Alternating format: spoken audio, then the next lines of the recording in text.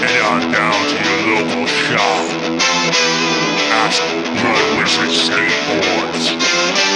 Or visit bloodwizard.com for all your conjuring needs. Tickety tack. Hello. Hey, test. Hey, hop, skip, and a jump away from the MLB opening day. I'm hyped, and I'm also no. What's up, everybody? It's Schmitty with another episode of Talkin Schmit. Today on the show, from the Northwest trenches of cement building, skate parks that you must skate, we got Shaggy. Dave Palmer is on the program. We're going to be using words like rebar, trowel. You'll hear names like Red, Hubbard, Burnside. There's going to be history. There's going to be his story. And there's going to be a lot of good information and stories. This intro goes out to all the bros that have, and the fros, the girls too, that have bought me. Actually, there are no girls on this list. Hey, girl, buy me a cup of coffee this week. Why don't you make your friend some coffee? You want to go get some coffee with me? Coffee beans. This goes out to everybody, though, that bought me a cup of coffee in the last week or bought one of our new stickers. Tim McKinney loves them. They're in gumball machines. They're the glittery, reflective kind, he says. Anyway, shout out to Sean Pantalian. Shout Hector out. Martinez. Shout Matt out. D at Deluxe SF. Shout in out. my backyard. David Borboa. Shout out. Dalton Jones. Shout Kevin Van Osdol. Shout Mike out. Turbane in the membrane. Shout out. Don't burn Ben Bridgers. Ben, thank you. Shout out. Gannon Gage. Shout out. Corey Obenor, big love. Shout Justin out. Lewis. Shout out. Vulture Crew. Shout really out. appreciate you. And that Instagram photo with the little girl. Sweet. Dylan Soberthorn. Shout out. Dan Jones. Shout and as out. always, Hamin Ose. Shout Look, out. we're 5 days away from opening day. Friday at the ballpark, right down the street. It's the San Francisco Giants, my squad. And Sharal and I were talking total wins for the season.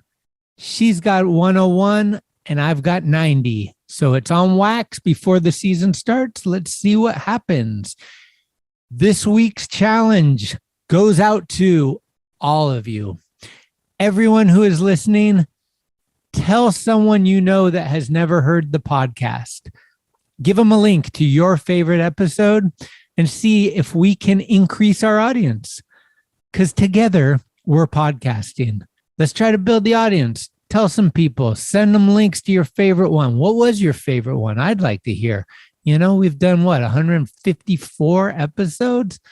169? Righto. Is that real? You know, Indy 169. I don't know. We'll see. Rooney, see you soon. My good friend from Ignition, Brian Sieber, he is putting some new buttons in the mail tomorrow. Send them my way. I'll have those as soon as I get them on the web store, along with those reflective stickers that we just got. We also still have a few embroidered Scorpio shirts. Not sure what sizes and colors are left. There's a few long sleeve, a few gold short sleeve. And I think we're going to put some pocket tees up there as well this Friday. Anyhow, appreciate all y'all. Do what you can. And if you can't, then do what you can. Let's get it. Big week here in the Bay Area. A little secret that's not that secret, but you'll hear more about it next week. Peace to all y'all. And now let's pass the mic to my guest. Cheers. Hey, this is Shags, and you're listening to us doing some Talkin Schmit here. Holy cannoli. It's cool. Like tonight is the night. Yeah. Big dog's in. Do we really want to be here? No, everything's changed. We on? Schmitty? Talkin Schmit. Talkin Schmit, dude! You gonna come out different. Shit my pants, lad. Your Rolodex is fucking deep. Holy shit. It's about the ones. Who is this guy? Thinks he's tough shit. What's up? Come on, Schmitty, what the fuck? Tell the skateboard police to come get me. What is happening? Gregory.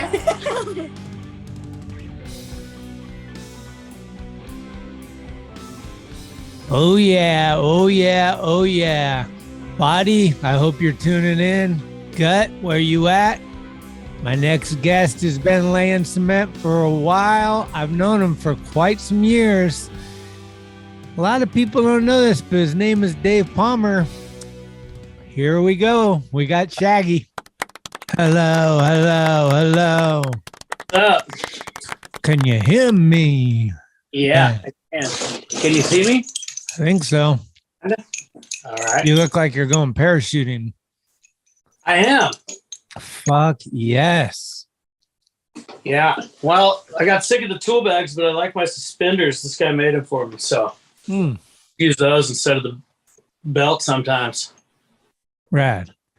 We're gonna make this happen. I like it. I like it. Third time's the charm. All right, let's get down to it. Okay. How'd you become Shaggy? Oh man. Well, I met Chris Livingston in a parking lot doing slappies, and he knew about a vert ramp. He's like a couple years older than me. So I went over to his house. You know, we like smoked out and listened to some Black Sabbath, went over to the ramp, and nobody would let me skate because I was the young little grommet. And he fuck these dudes. Just keep coming back every day until they let you. So I did.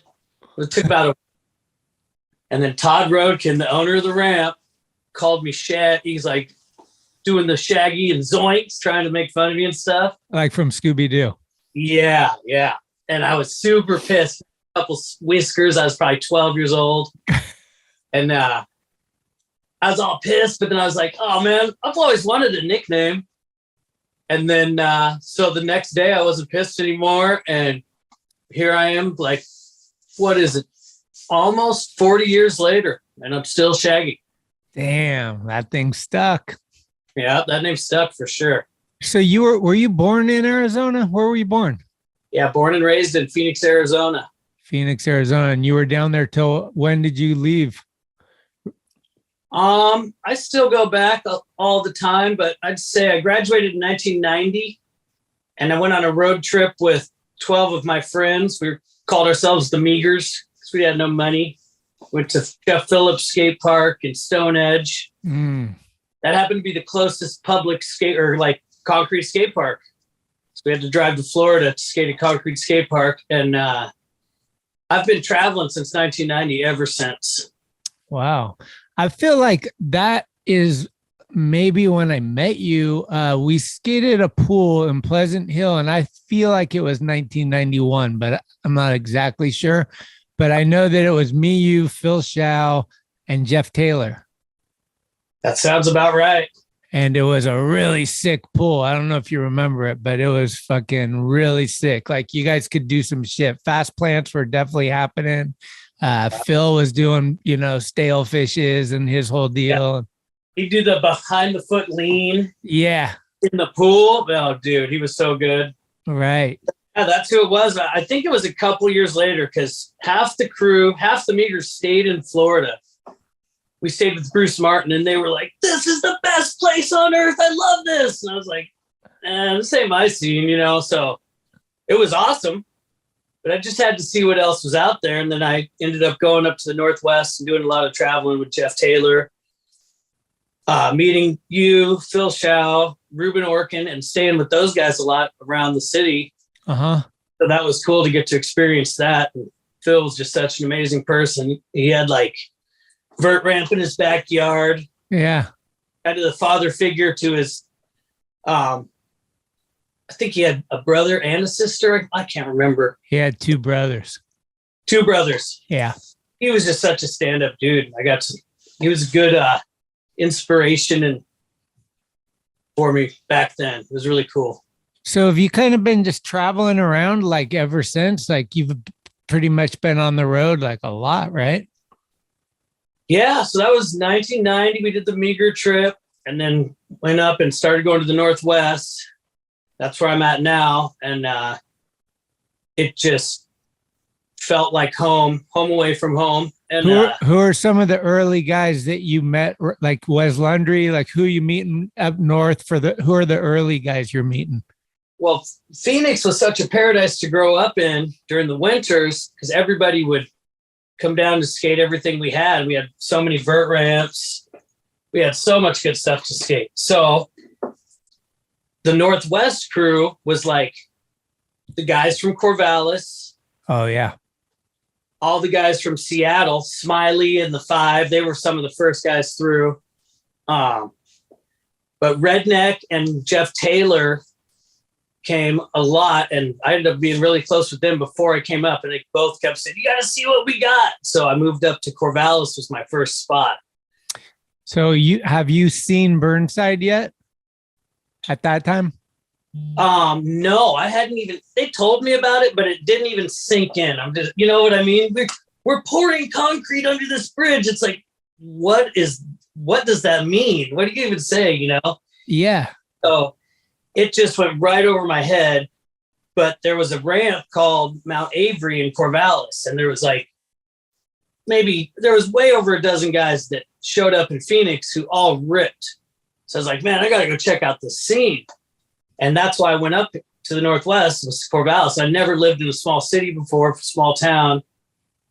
And it was just kind of culture shock. That's where Jeff was living, right? Jeff Taylor. Yeah, and I stayed with Jeff.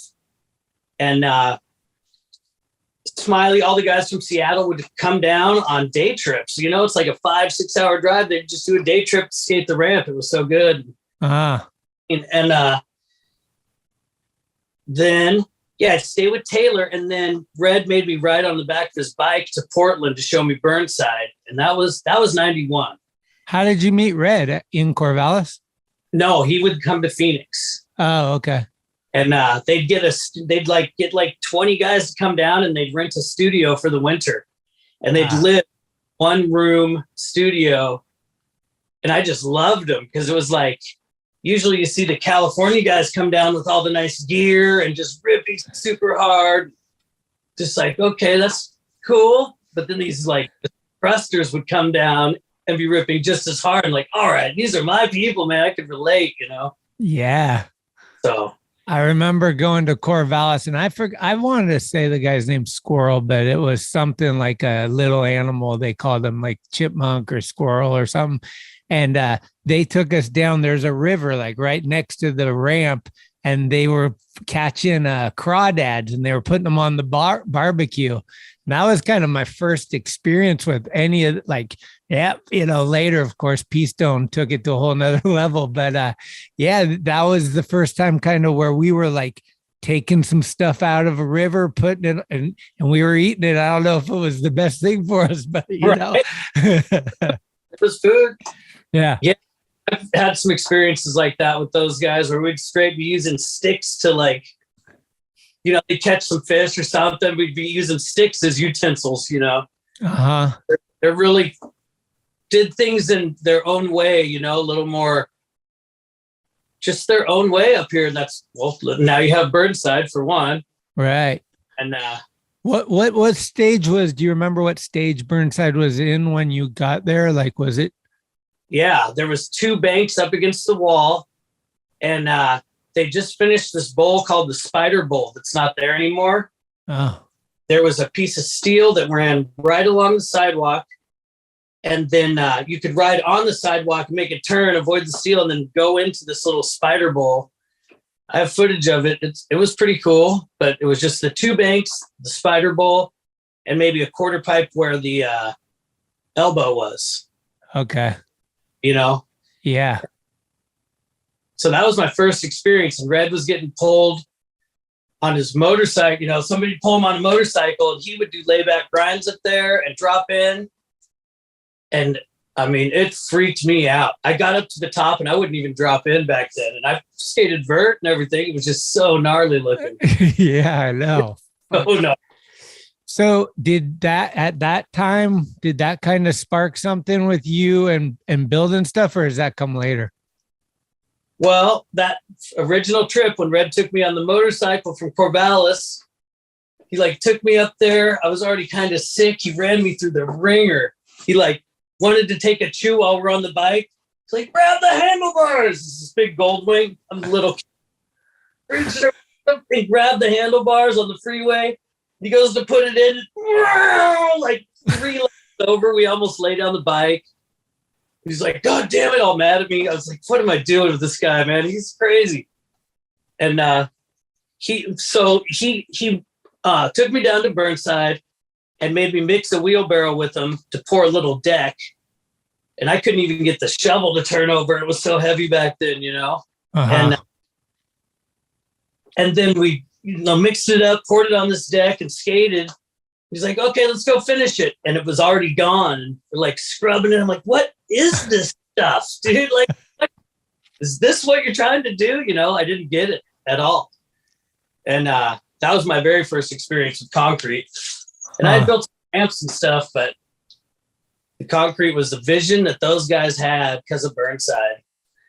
And where do you think that they're all self-taught too, right? Like, or did Red, like him and Monk basically got together, the story goes, right, for Burnside and kind of. No, if you've seen Dreamline or Grindland, yeah, where it goes.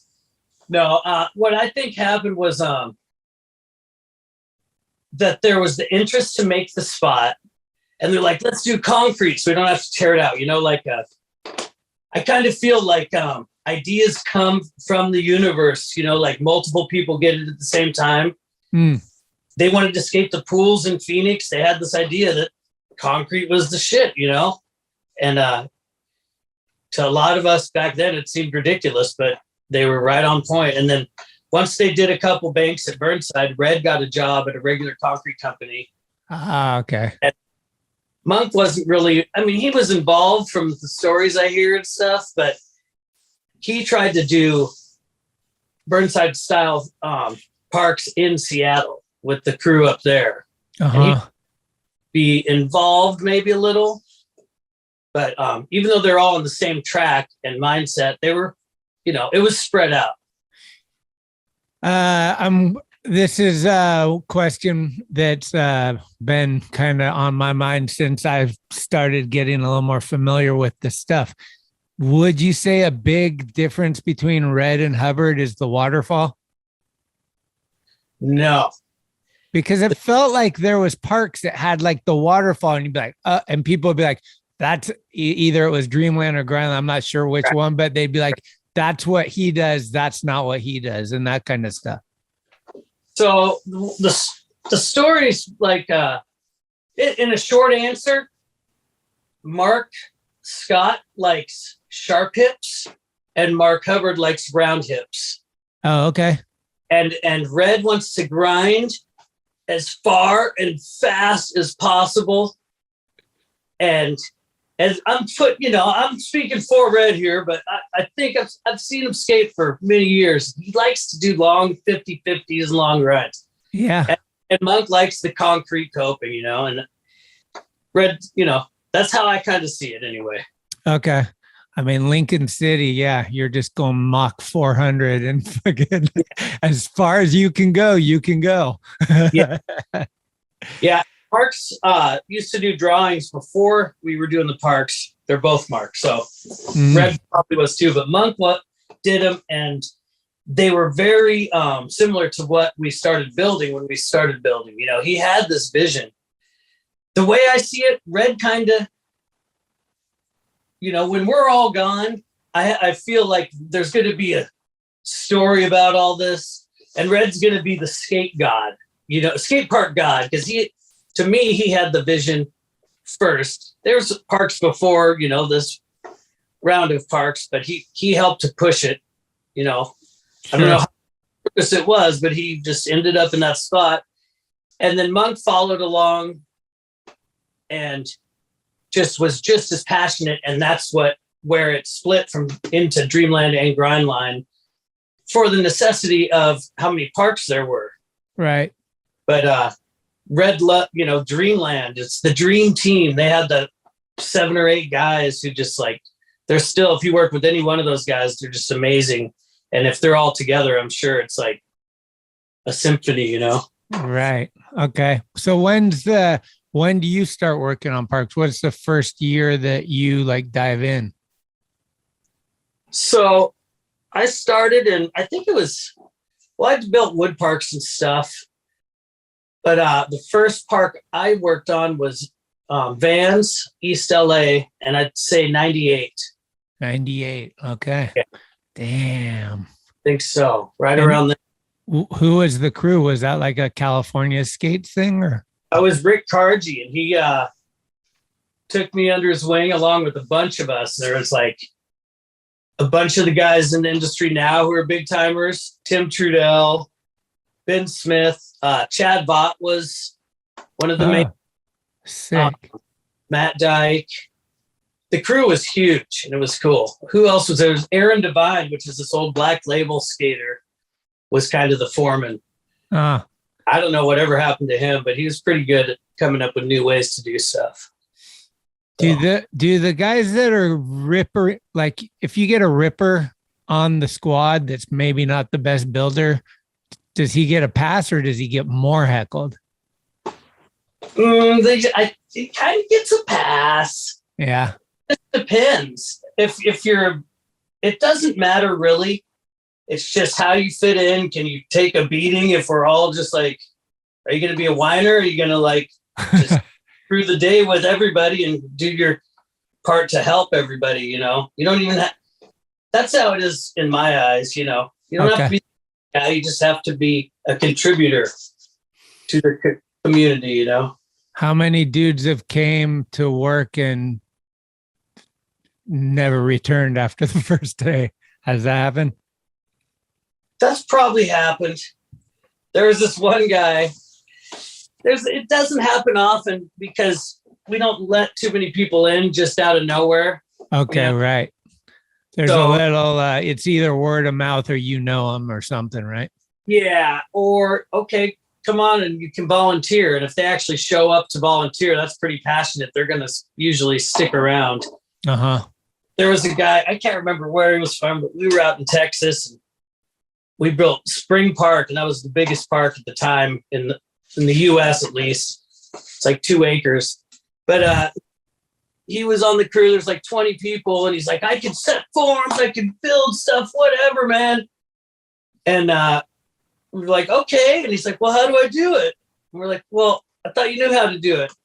So we just had him tie in rebar because we didn't have time to like teach him. And after a few days, he's like, dude, this is horrible. Sits me and Monk down. He's like, this is horrible. And we're like, why? And he goes, I'm just living in this house with no furniture. I don't even have a shower curtain.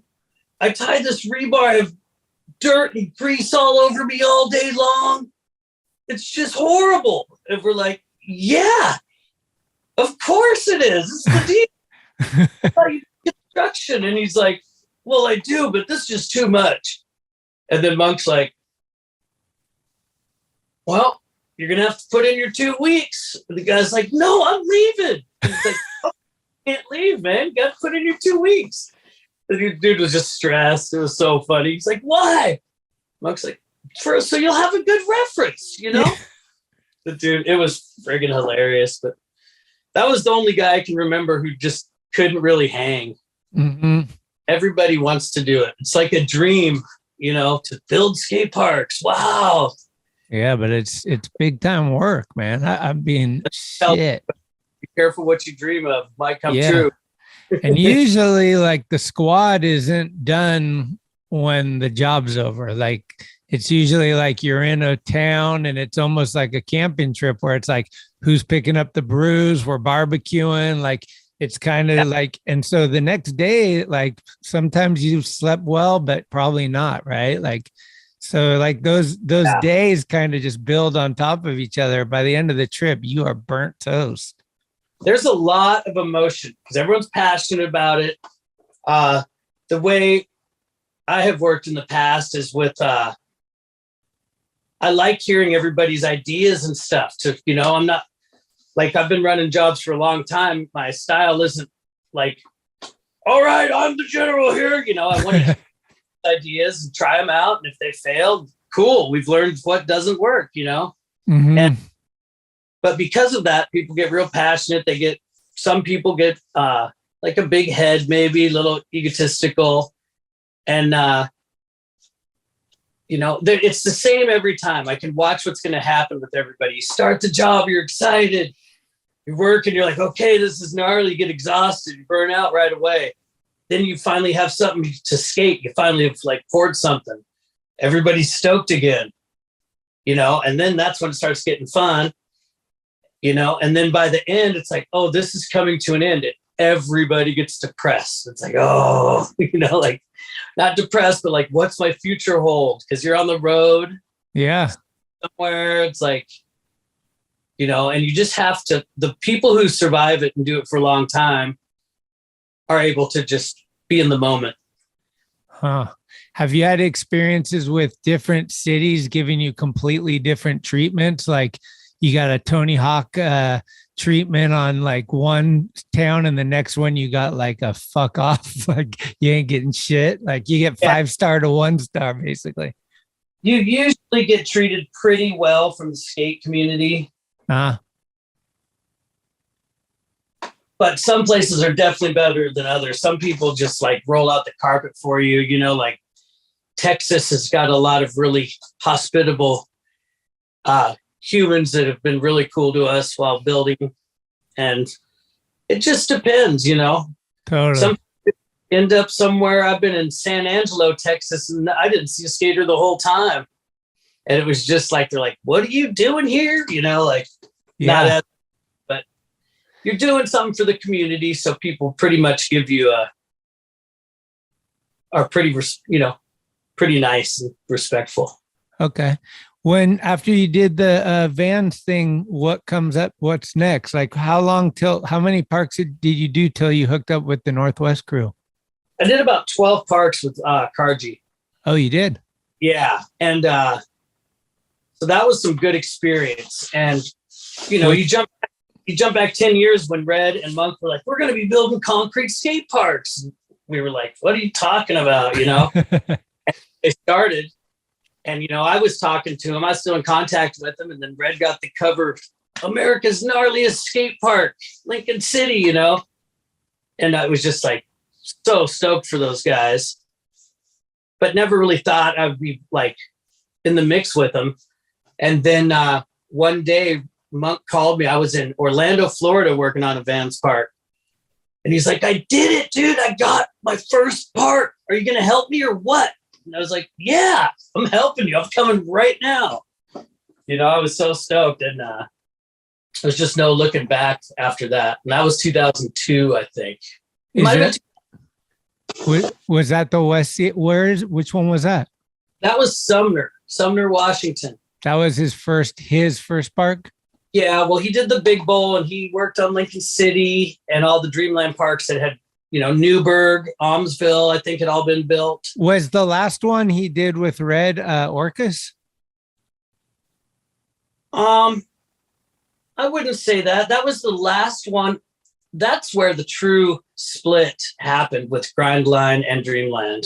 That's what I thought. Yeah. Yeah. Me and Rabbi and Jay Eiding were building a bowl at Jeff Amintz, the Pearl Jam guy out there. Okay. He's a good dude. Yeah, he's awesome. Yeah, Jeff. Big shout out to Jeff. Hell yeah. He's a good contributor to the community. But so we built a couple Grindline parks with Monk, but he wasn't necessarily split off of Dreamland. It could have still been one big thing, Oh. And that's kind of what he was hoping for, maybe. I don't know. But so they went to Orcas. We went to Jeff's. We were setting it up. And I'm like, I need some of you guys to come out and help here. And he's like, Monk was like, you three get out here and help us on the bowl. And then we'll all go back. And so we pull up and we drive, from Montana to Orcas. And the first person pull into the parking lot of the park. And the first person is Red. And he's right there. And I'm sitting shotgun. Rabbi's in the middle and Jay's driving or something. And he comes up with that Red, like, quiet, just, I could feel it from like 20 feet away. Like, oh God, he's mad. Oh no. What's on? And he's like, what are you guys doing here? So Monk had never said nothing to him that we were going to show up. Oh. Jay and Rabbi didn't really know. They're like, oh, screw them up. We're going to work for you, Red. Like, just joking. Just like, what the hell is going on, dude? He was tripping. And so they went. So he gathered, Red called a meeting and had everybody like come up right away. We just get out of the truck. And he goes, you three stay here. And we had to sit at one side of the park while they went around the other side and discussed the big picture, I guess, you know? Uh-huh. And they came back around and Red's like, all right, we've agreed that you can work on this park with us, but you're not Dreamland, you know? We have Dreamland. And then, so we're like, cool, that's, you know, and he's like, okay, yeah, we'll go do the Montana park with you guys, you know? And that was like, then we all worked together and it was cool. And then Red had to go off to Europe. A bunch of us went back to Montana, did the bowl. And then the rest of his crew went to Europe to go do that cradle, wherever it was. Sweden, or I don't know, you know, somewhere. Was that Malmo? I think it was before Malmo even. Oh, okay. It's all a blur. I haven't even been out for those parks, but yeah. And then like Orcas got more money. Warren Miller raised more money, and we got to do the track on the outside of the bowl. Oh. And Fred and all his guys were gone, and we're just like, well, we're still here. And so we did that, and then we turned into like an official company after that. So Orcas was kind of okay. How was that working with Warren Miller and being out there? How long were you guys on Orcas? It seemed like a long time, maybe 6-7 months. Maybe It's one of my favorites just for the whole ambience and everything. I mean, you got the rock jumps, the killer campsite. You got to take the ferry to get there. And then the park is sick. It's kind of like, to me, when I skated Orcas, I was like, why doesn't every park have trannies around the outside of it? Like, so you can just pump, you know, like Orcas is a good one. Skate park designers, why don't we have that? I like it. I like it too. And it was just, you know, people ask me what my favorite job is, and I don't have one, but that was a magical time. Being your phone, no reception, with your homies that are just killing it, you know. We're staying in campers on the site. We're eating like Vikings every night, just getting fresh seafood out of the ocean. And just, it was such a cool job. Wow. Once we finished the bowl and kept building, everybody started coming out there.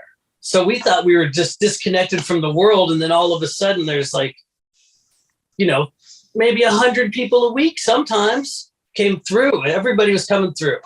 Wow. So that was really cool experience, you know? Yeah. I mean, I'll never forget every time I've been there, but the first time for sure is always just like, I don't know. For me, that one's really extra special. Obviously Burnside, but like Orcas is like a whole different vibe for like I said, the ambience is just amazing. I agree. I'm not too into the parks that have the jail fences in the middle of the city and, you know, public park. I like it. Really matters your environment that it's in, for sure. Do you think like in the early stages, obviously there was a lot of parks being built in Washington and Oregon. Is that because you had worked with those states? I mean, obviously people live up there, so they want to make their area good, but was it just easier also to deal with those communities? Or is there any other reason besides living up there that, you know, there's 10-to-1 parks being built in those areas until later you branch out to Montana and other states? It was crazy. I don't know why that happened. It's back to the universe puts the idea on us. You know, it was like, boom, Burnside happened and it spread, kind of. Okay. But when so we did Orcas, and then our first official Grindline Skateparks LLC skate park was West Lynn in Oregon. Oh, wow. The second one was Trinidad, Colorado. The third was Nags Head, North Carolina, the farthest east you can go. The fourth was Edina, Minnesota, which is Minneapolis, and then back into Spokane. So we did like it was just up there, and then we did a full loop around the country, and then nobody ever stopped. I'm not saying we were the first, but it kind of like right. I was always wondering too if there's the thought process of like you're in Seattle, you want to build them every 4 hours down the 5, let's say, or your path to Colorado, like you want to build them so like you got a place to stop and camp, you got a place to stop and skate, spend the night, and then you're out to the next one. Yeah. Well, that was what was so fun about coming up here, because you could do that, but I don't know how the intention was. I think the advocacy was a little more simple. The cities didn't worry about it so much. All the details are just like, cool, skate park, sure, throw one in. And like, as the skate parks grew, so does the whole infrastructure. And I don't know. I think all that stuff just magically happened somehow, It was cool. Here's some more magic for you. Oregon skate parks, 9 out of 10, you turn right at a Dairy Queen to get there. I don't know why. It's like always directions. Turn left at the Dairy Queen or turn right at the Dairy Queen. I think this conversation happened a week ago when we were going to a skate park and past the Dairy Queen. Somebody said that too. It's land of convenience, man. I went over to Europe when I was young, and it was awesome. But what I learned first and foremost, is this is the land of convenience. What a great place America is, man. You go get on any corner, and the skate parks, everything. It's kind of plasticizes something, so it's kind of weird in some ways, but it's a good life here, I'd say. Fuck yeah. Was there some early initiations you had to deal with? I've seen it in different degrees where like the new guy has to like either buy beers for the crew, or he gets punched a lot, or he has to get the shit work or whatever. Like, was there some like stuff you had to deal with when you were green and kind of getting your, Yeah, I'd say so. I think I got in at a good time and got that Vans experience. So with Grindline, we were really small. There's only a few of us, and it was just cool. I guess it was like Monk was big time dick to everybody in the beginning. I said, that wasn't Monk, that was Skate Park Mark. He had a lot. He had his house riding on it, and it was this dream he had for so long. I saw him chase a guy off West Lynn, the contractor, because he built that giant bowl, and the guy showed up, big tough guy, and he's like, fill this in right now and build what's on this plans. And I was like, oh God, this guy's going to kick our ass. Yeah. And like, you better fire me right now or get off this site until I'm this project. Cause I didn't get into this to build this little thing here. I'm building something that's going to change skateboarding. And like that day, that moment changed my outlook and capability of just dealing with people, really. I care about it enough. I need to be willing to take a beating for it or whatever, just stand up for what you believe. The way he did it was just like, I've always been taught that with my parents and stuff, but it was just so profound at that moment. Like, we're doing what we're not supposed to be doing, but it's for the better of things. So it's okay, like, all right. Fuck. Myrtle Creek, you were on that crew, right? Yeah, I ran that crew. That was a cool job. What's the deal? What's the story with that? Because I think it's that one where you guys went to do the park and somebody saw the pipe somewhere in town. And they're like, hey, let's bring those in and build around it. Yeah. But it wasn't really okay. You kind of snuck it in maybe, or what was it? No, that was a crazy one. That was really crazy because the first day we were there, it was like a bowl in a little street course. And we just scraped the sod or whatever. And some kid came by and we asked him where the skate spots were. He's like, across town, there's these full pipes. So we went and skated them. And the next day, the city guy comes by and jokingly, pretty much, I was just like, that would be cool to have those over here, in the park. And the guy's like, okay. And then he left. He came back and he's like, I found out, the next day he's like, I found out that's worth like 10 grand in scrap steel. And I was like, ooh, that's a lot. Bought him. And I was like, oh. He goes, yeah, so we got to get him over here. So it was like on the fly. Okay, we got 3 full pipes. What the hell are we going to do with these? All right. And we just went for it. And it was cool. It was a super fun experience. It's a sick park. We always stop at that one on the way up. Almost every time that's one of the regulars we stop at.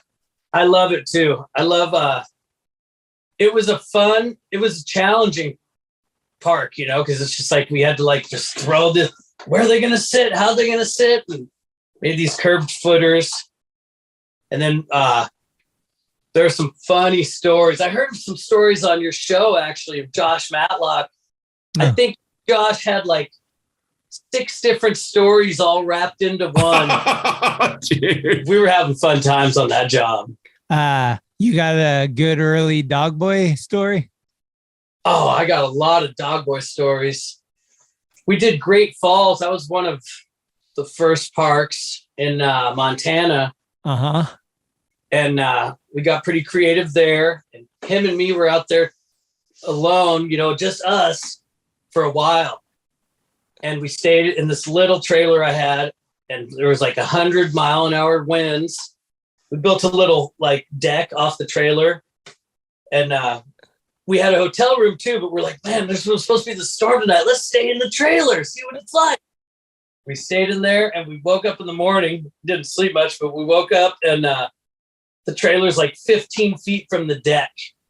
The deck was staked into the ground, so we were like catching air, getting pushed around. It was pretty crazy.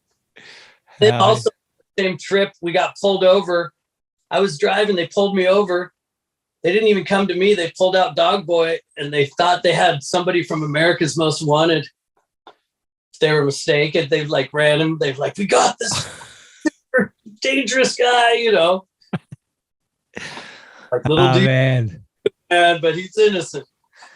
That's funny. We said it before, but Dog Boy is like the gnarliest looking dude, and then you like meet him, and he's like the nicest guy.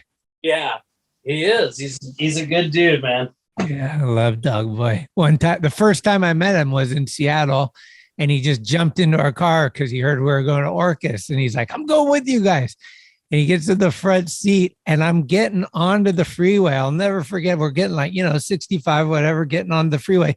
And he just opens the front door, starts puking out the door. And Jerobo's in the back going like, whoa. It was so fucking rad. That was one of our best trips ever. Like staying with Beth and Dondra and them, and then camping with Cody Boat and Dog Boy and Cranston and a bunch of people. But that was, I think, the first time we went to Orcas. Hell yeah. That sounds sick. Yeah, super good. Family that's pretty close, with through all this skateboarding. It's cool. Who'd have thought? Especially more so like, hate to be the old guy that says when I was younger, but like back then it was like almost guaranteed that if you went somewhere and you skated, they were going to take you in. Like it was like, it wasn't so blown out like now where you might meet a different style person or whatever. It was like, I remember we went to Seattle. I didn't know Wes Lundry. He's like, you can sleep right here. Like, people are just like accommodating and like, oh, you're on the road, you're skating. And they were just hyped to have you. That's how it was. It's like, I remember when I was on the road, I'd look for somebody with Vans on or something, or you see the ollie tear in their shoe. You're like, oh, all right, you skate. And you're like, yeah, what's up? I got spots. Yeah. And that's how I met most of the people I'm connected with still to this day, is just people coming through Phoenix. Oh, you need a place to stay? You need food? What do you need? I got you, Right. Yeah. If you're listening out there, Randy Colvin, me and you have been talking for too long. Let's do the podcast, man. Yeah. He's one of my best friends for a long time there. I love that kid. Yeah, he's so cool. I was going to ask, were you ever in the Chinook or ever? Did you ever see the Hubbard fucking show where he would go get a beer while he's driving or any of that kind of crap? I saw all that stuff. I saw pretty much everything that could happen in the Chinook. I was there. We drove into a wall at like 60 miles an hour with about 12 of us in there, I think. All kinds of stuff. He magically always could just walk away. There's that word again. Yeah. But,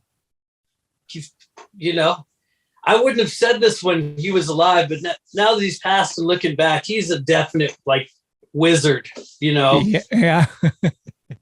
He had things that I've never seen anybody else do. I mean, that story he told Jake on Thrasher Radio about like, I feel like it was either putting a brick on the gas pedal or something, and because he needed a beer that was in the fridge and he was alone, and he just went back to the fridge, got it, came back, and the car's on the freeway going like 55 or whatever. 75 like this. Yeah. He would just put it in cruise control.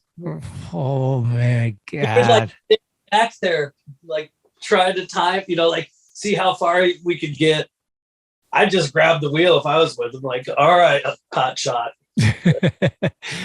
Is the Houston one of the bigger ones you've done? Yeah, the spring one. There's one downtown I did, and that was a really big one. And then the Spring, Texas, which is north of Houston, is like 2 acres, and that was. Is that bigger than Louisville? Yeah, it's way bigger than Louisville. Oh, but it's not as. There's supposed to be some park in Iowa now that's bigger, but I bet you it isn't as sick as the spring one. I feel like really good there. Really? Yeah. What was that experience like working through like Texas summers? Must be super gnarly. Super gnarly. I think, man, I had the statistics on my phone from that job. I could have read them off if I wasn't talking to my phone now, but I think 12 people overheated. Wow. The ironic thing was every one of them was from Houston. No. The town could pull it, and all the locals overheated. It was crazy. I think we poured like 2,000 yards of concrete or something. Just so I think I had a beer count. It's like hundreds and thousands of beers or something. It was a fun job. I wasn't drinking on that one, and focused on work. My kids were really young. Ivan and Oliver were just young types. Now they're teenagers. But so I was focused, and it went really well. I was running a crew of from 15 to 25 people the whole time. Okay. And we had like 2 and 3 houses at a time. And it was next level from anything I've built. Because it was like, we had to pour every day for a year, basically. You have the concrete crew. You have I would set up with a couple people, lay out the park. Where's it going to sit? Bam, bam, bam. Here's the bowl. Here's the snake run. And then we have the form guys and the dirt guys come through and do that. And then rebar and then pour and then clean up behind them. And it was just in a giant circle for a year. And it's a cool experience. We've been doing these DIY projects with Camfoosh for Thrasher. I wonder if you have any, is there things you can cut corners on and things that you absolutely cannot, or is it best just to do everything as best you can? I mean, that's probably the obvious answer, but is there like the finish you never want to use shitty concrete or just different things and then there's things that are like, well, you could do this or you could save a bunch and do it this way. You could cut. Okay. It's skating, right? I've been skating rocks and crap and like sand piles, whatever. So in that sense, you can cut any corner, anytime. What I've always taught everybody I hire is you can cut corners when you learn how to do it right. Don't do it. Do as I say, not as I do, because I want you to do it. I want you to learn correctly. And then you can make the decision of am I going to get away with this? You know. That makes sense. Okay. But I pretty follow the rules is a good thing to do if you're less experienced, you know? Right. What do you know about the word Ardex? I know a lot about Ardex. It's that's our best friend on this program. We've been like trying to get it to sponsor us. We're just like Ardex. Cool. It's a new, so it's a, I don't know what it would be called, but it's not a textile. It's a material, but it's new. Like most concrete cement materials, cement is an ingredient in concrete. It's not an entity of its own. It's just and most concrete products or products that cement is in are old. There's nothing created new, but Ardex, with all the chemicals they use and stuff, is a new product that like will, outlast and will be stronger and more flexible than other products. So it's cool. Yeah. We've been having a lot of sponsorship, man. I could be your spokesman. Okay. Well, yeah. Let's do this. We got a couple lures in the water, so to speak, but nothing bit yet. But it'd be amazing to get, some type of thing where they're like, all right, we're gonna drop off 50 bags. You're like, let's go. Yeah, let's talk to them. If you get a hold of those guys, I could do some consulting for you to get us into a good situation with them.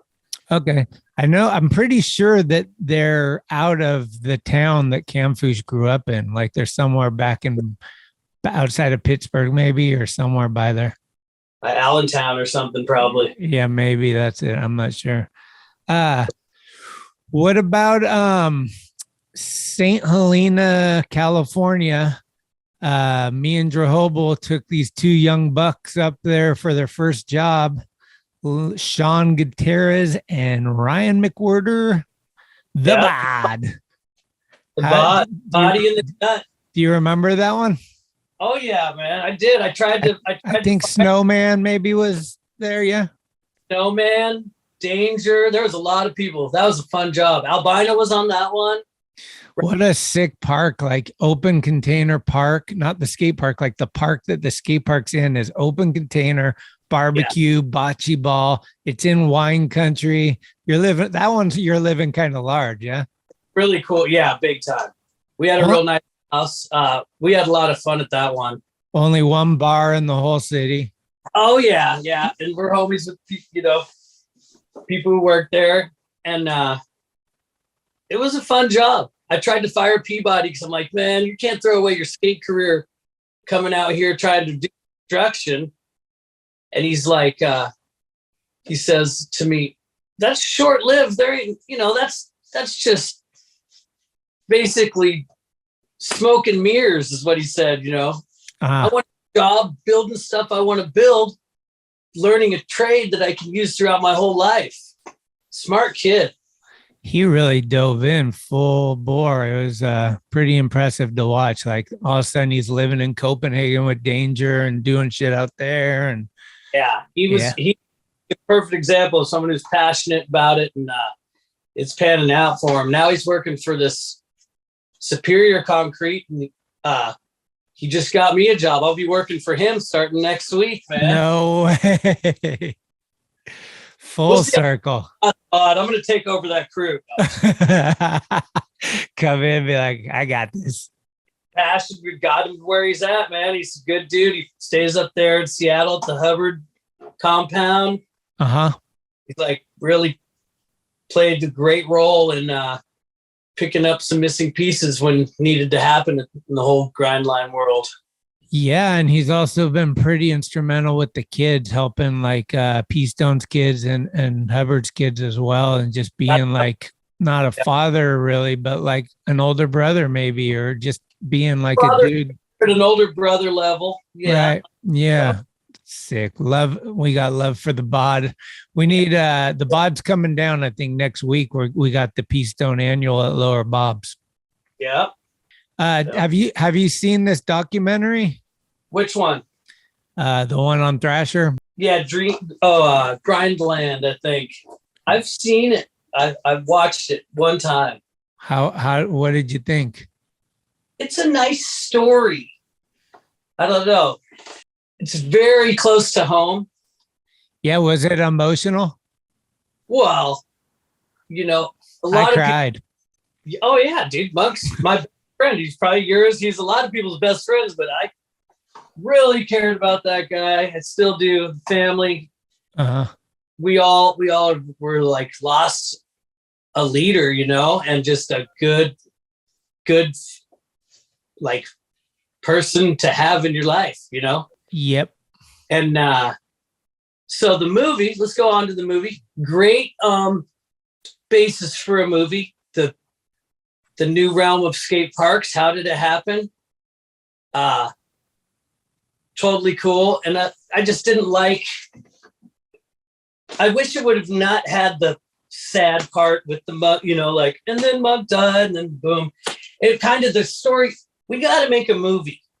Let's take this podcast and turn it into like a movie production thing. What do you think? I'm down. I do that on this is my side job. The camera is my main job. Yeah, I know that. So I'm down. Yeah.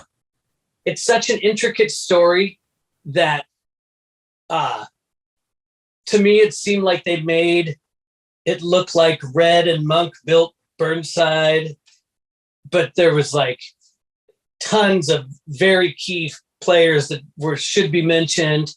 And the way Grindline came about is a totally different story.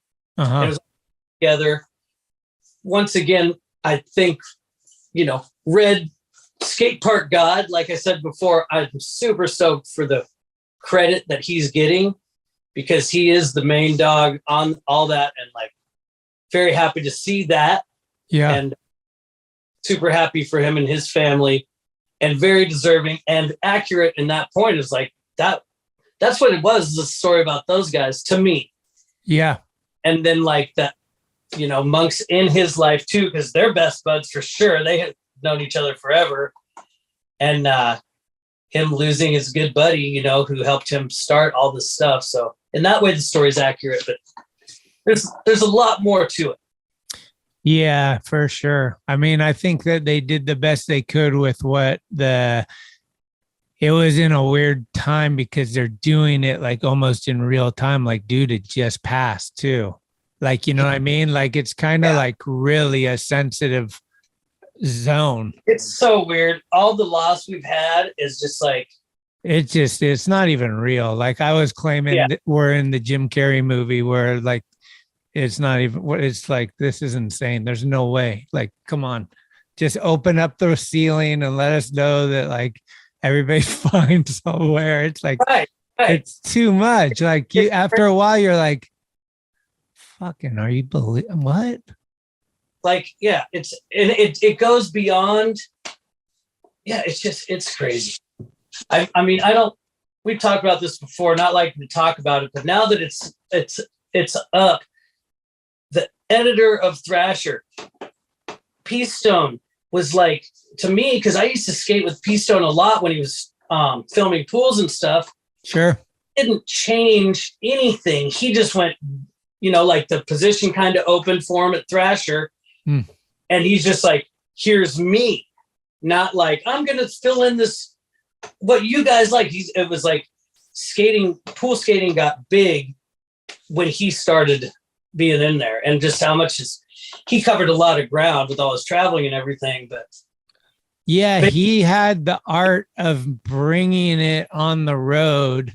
And like, if somebody else just did pool skating, it would be like, okay, like San Mateo pools, whatever. But it's like, no, I'm in Sweden. Now I'm in Israel. Now I'm in New Zealand. And you're like, this guy is putting in miles. Yeah. Basically what I'm trying to say is the media that we see, he had such an influence on. Yeah.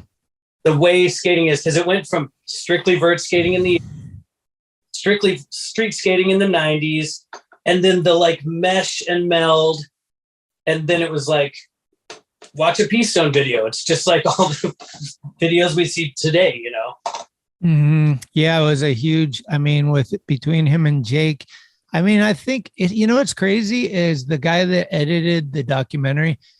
I should have this in front of me because I don't want to botch it, but between Jake, Monk, and P-Stone, the same amount of days, it's some weird shit where it's like 132 days between the first and second guy, and then the same amount of days between the second and third guy. I was like, I mean, you want to talk about wizardry and magic? Like, yeah, that was spooky. I was like, oh, are you sure? He's like, yep. That's making the hair stand up on the back. Yeah. So, I mean, but yeah, I mean, we all, like you said with Hubbard, and I just learned this kind of in the last few years. A lot of these guys were my best friend. I wasn't necessarily their best friend. You know what I mean? Like, they had a lot of best friends. Yeah. Because they were fucking rad people. You know what I mean? And you feel close to them, and then you see like, holy shit, there's like 500,000 other people that feel that close to them too. Yeah. That's what makes a leader, and that's why those guys were leaders. Yeah. And it was just so weird. Like, I hadn't seen P-Stone in 3 years because he moved to Sweden and stuff, with his kid. Right, with the fam. Mm-hmm. He came back and it showed up at my house on a Sunday where me and Peabody lived. And we had the best day. We raged. He cooked hell of food. Arm wrestling with him. I'm like, well, I could beat you in your leg wrestling, and tried that. And he just, what me doing that? This gangster thug came down who would try to bully us to drive him to drop off money or pick up drugs. And he's like, I need somebody's car. And P-Stone just jumps up and just in Spanish just starts talking to the guy, walking with his keys at him. The guy's, oh no, like he picked up on just, his aura was just so sick. No. Yeah. Best day. And all day he's like, I got that golden ticket, Shag. I got that golden ticket. He kept saying it. And at the end of the day, I was like, what are you talking about, man? He goes, you told me I could come work for you whenever I want. I'm ready. Let's do this. And I was like, holy shit. All right, let's do this. And then it was 3 days later, and just that's when that happened. Oh, okay. Damn. Yeah. But like the best, hadn't seen him forever. I've spent a lot of time with him over my life. Sure. And then just the best time. And then he was just gone out of our lives. And it was crazy. Yeah. I had too, but just that one was weird. And then like, yeah. That one was super weird. For me, I don't think I've ever told this story, but I went to work as I do every morning, and I'm at Thrasher at 5 to 8, around 8 a.m. And I check in my emails, and there's an email from this person. I don't remember their name, but they were like, hey, I just wanted to let you know that Corey Kennedy, the pro skater, was in a car crash last night. And I'm like, oh shit, are you sure? Yes, very sure. It's Vashon Island, not a lot of people. And I was like, oh shit, okay. And they wrote back, there was 3 other people in the car, and one of them is dead.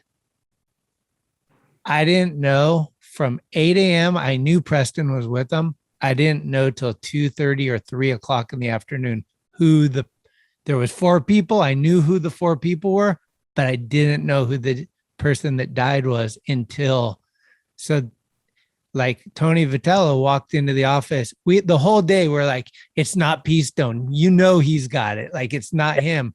And at like 2:33, Tony walked in, and you could see it on his face before he even said it, all somber, like it was Preston. I just remember like my whole, like probably the same with you with Hubbard. It was like my whole world was just like, it's almost so surreal that you're not even emotional instantly. You're just kind of shocked and like, nah, it's not now. Feeling so well. I was told at the same exact time at 3:30, Peabody we were working in Issaquah, and we came home, and he had got the news on the way home, and he's sitting on the front steps, and he goes, guess who's not with us anymore? And then he told me, and same exact, it's like, fuck. Yeah. Right.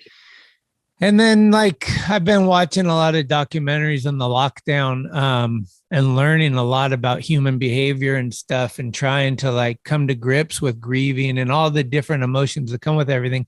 And the thing that just keeps coming at me that I've really tried to like, you know, learn and grab is that like, it's hard to say, but like, it's not a shame that they're gone. It's a blessing that they were here. You know, like we are so fucking privileged to have had what we had with them. And yeah. So like, that's why you're sad, but never forget all the time you did get to have, because not everyone else did. Like there, you know, remember, I try to do that kind of stuff. It's hard to sometimes. Oh, absolutely. It's so hard. My life is shaped through the people we've lost, you know? Yeah. I have this saying, I don't know if I coined the term, but I'm going to claim I did. Life is for living, okay? My brother passed away, and well, I don't think he wanted to be alive anymore. Now he's not, so he's at rest. And we're living, so here we are. So let's celebrate it and enjoy it, and enjoy the time you had with them and celebrate that. You know, it's like, yeah, have to. My brother was my first friend. You know what I mean? I was 2 when he was born. So yep. I had parents, and then there was my brother. And yeah, same with me. Yeah. It was super cool to have him, to be an older brother. You know, I got to experience that, and it taught me a lot of things. It taught me tons of things. So it was cool. The other good one too is like, you're on a trip, right? And let's just say, you know what like you're going over, you're fucking going through rivers, over mountains. You're on this fucking journey, and you're with some people, and some people are going to join along the way, but not everyone's going to get to the finish line with you. You know what I mean? Like, but you got to continue your journey and get to where you need to go. Yeah. Like all those things are like, maybe it sounds a little cheesy or whatever, but it's just like things that really can help you when you're like, because this shit will hit you like a ton of bricks, and you won't be able to even think or function. And you need to have your tools ready to be able to like handle those things. You know, that there's certain guys that are going to take it from you when they leave. You know, like some guys you're going to miss a lot more than others, and the big inspirational people in your life. And me and Peabody talk about it all the time. I mean, I hate the fucking, I don't know why, but I hate, let's do it for the ones that aren't here. I hate that slogan for some reason. It just becomes insincere when everyone says it all the time in my mind. But what I do believe is that like, we do need to take what we learn from them and pass it on to people and keep that spirit. The same with Thrasher magazine. Like, let's keep Thrasher, you know, let's keep skateboarding. Let's keep skatepark building. Let's not let whoever comes in with money and ruin it. Like, we have to fucking let them know what the deal is. Yeah. So we try on the skate parks. We have a huge like thing to carry. Thrasher, you guys over there have a huge thing to carry because of our losses, but it's inspiring from what we've learned. Yep. We've learned from, and that's what inspired me to get to where I am, you to get to where you are. So that's what we do. Right. Yeah. I do got to talk about a little sunnier, happier thing, which is one of my favorite trips, which is Maui, babe. Maui, baby. Yeah. We come into Maui for 2 weeks, camping every night. And you and Hubbard, I think was Smiley. I forget who it was. You and Hubbard and maybe five. Yeah. Yeah, that's right. And Lion's house with the vert ramp and the bull on his. Oh my God. Are you kidding me? I could let's go back to that exact week and then just call it permanent life, and just, you're in the ocean, you got killer food, beautiful weather. That park you guys built in Lahaina is epic. You got the one, what's the Hana? Hana on the side, man. That was even funner somehow. Yeah. Dude, it was epic. Yeah. What? Out there. I've built some more stuff since then. And every time it's just like, it's too incredibly beautiful. I love it. For me, Hawaii is the best. Like we just went there for our honeymoon, and it was like after like I always say 2 days before I register, like, okay, I don't have to check email anymore because you're on this like work thing and you get to Hawaii and you don't get into island time instantly. I don't. And about the second day, you're like, okay, it's called relaxing and we do it like no other. And it's so good. You start off slow. They have a saying for work: show up late, talk story, leave early. Yeah. And eat lots of fresh fish. Fuck. Yeah.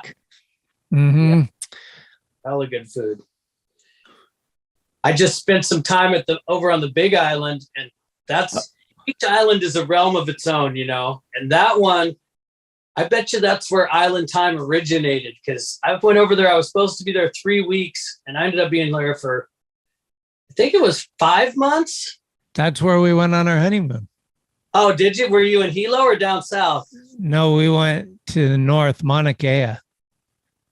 To the volcano.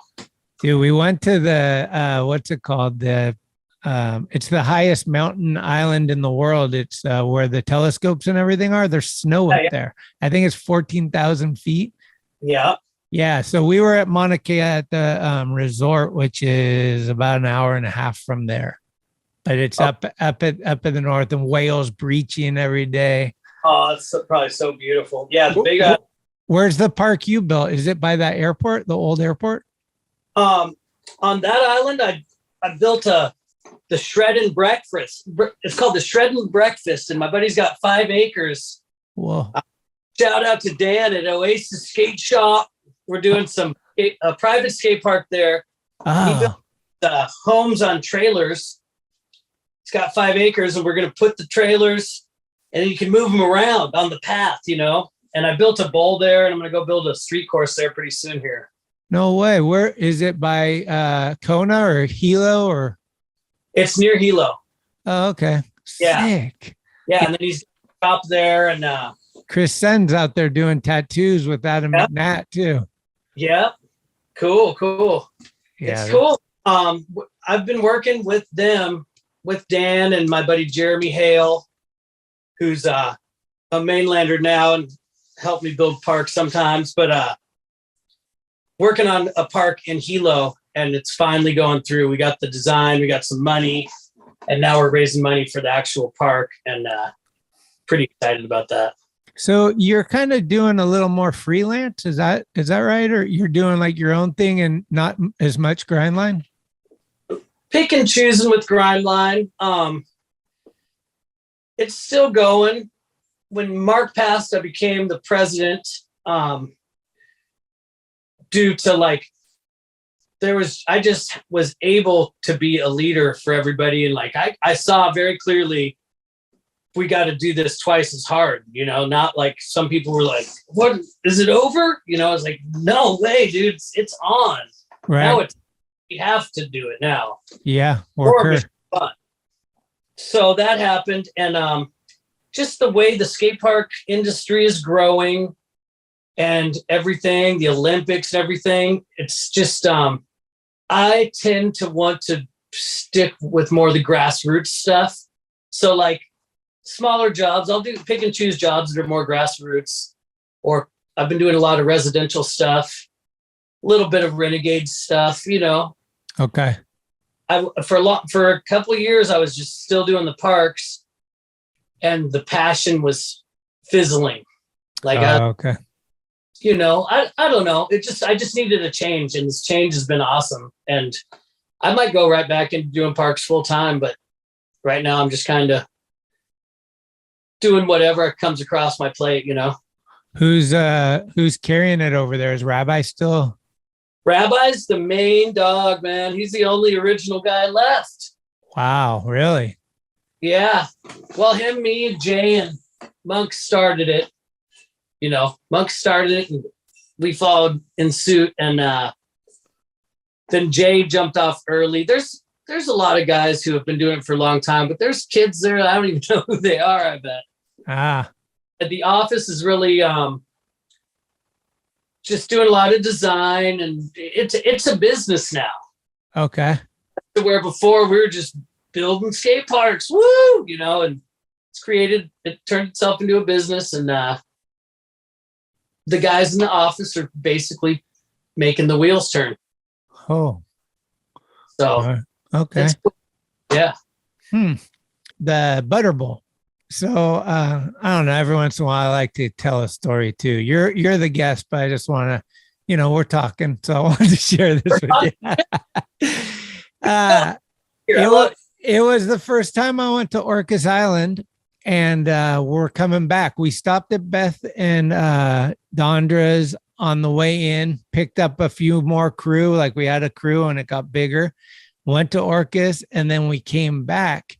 And before we went to their house, because we're going to spend the night before we went further south, we go to the Butter Bowl.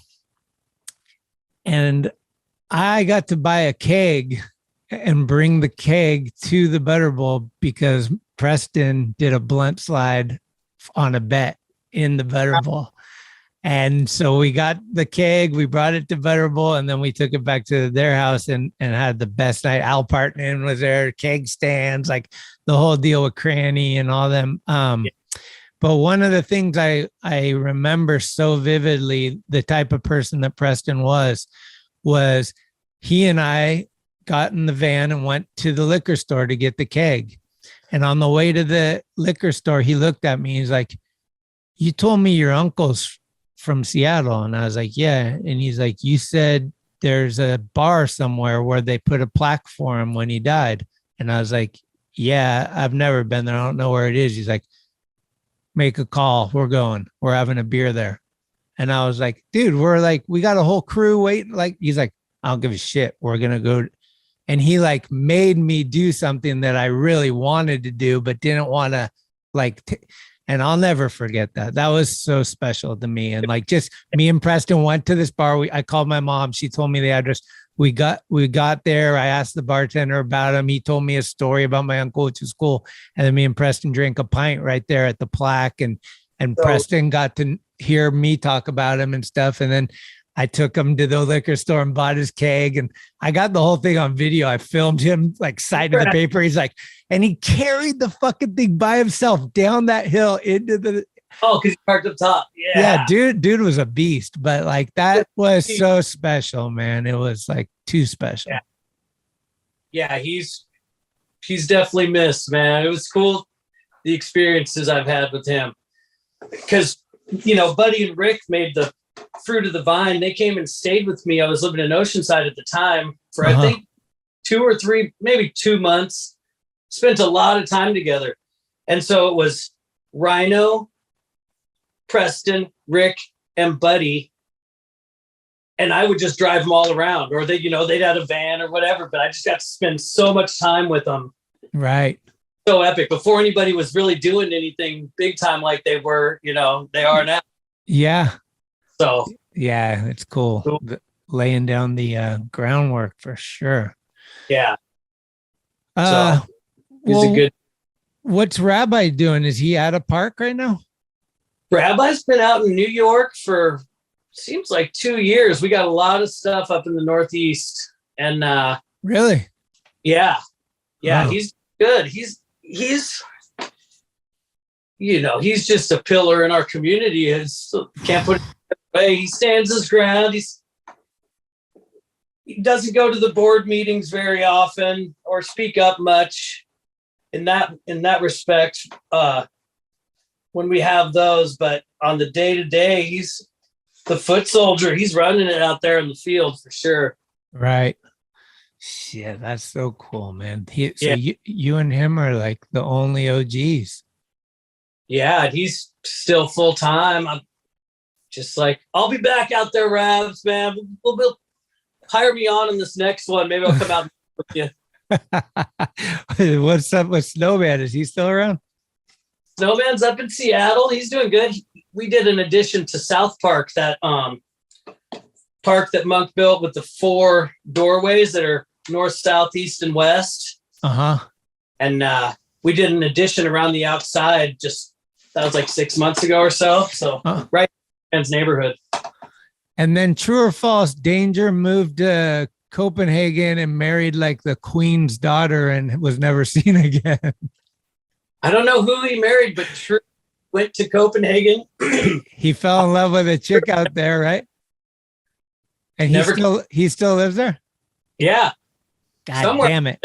I miss you, Danger, if you're listening. I've fucking been too long, way too long. Yeah, you freak. Danger, we were buddies and you just left me. Last time I saw him was in Copenhagen, 2000, either 10 or 11. So it's been like 11 years. Cool. He's doing good. Hell yeah. Well, shit, is there anything else that we should touch on? Man, let's see. From Phoenix. I never told you the story how I got into skateboarding. Oh, yeah. Well, my parents gave me a board and stuff when I was like 3. I have a picture of me riding down my driveway with my hands in the air. Was your brother doing it or no? My brothers, I have 2 brothers and they both skated as well. Okay. And, but so I was interested in it, but it wasn't a thing. And then the PAL video came out, like the Bones Brigade Army or something like that. Yeah. And I was like probably 12 or so. And I was like, whoa, this is cool. Checking it out and kind of getting interested, like, okay, this is a thing. I think I like this. And started skating. Me and my buddy Kirk Duxbury stole a bunch of wood from a construction site across the street from my house. My dad caught us and it's like, oh shit, we're busted. And his dad, and I'm like, we're really busted. And they ended up building us a ramp. No way. Cool, like, if you guys like it that much, then let's do this. So they built us a 6 foot tall, 8 foot wide vert ramp that we watched the video and learned airs and hand plants. We thought we ripped super hard. In your backyard? In my backyard, yeah. Sick. It was so sick.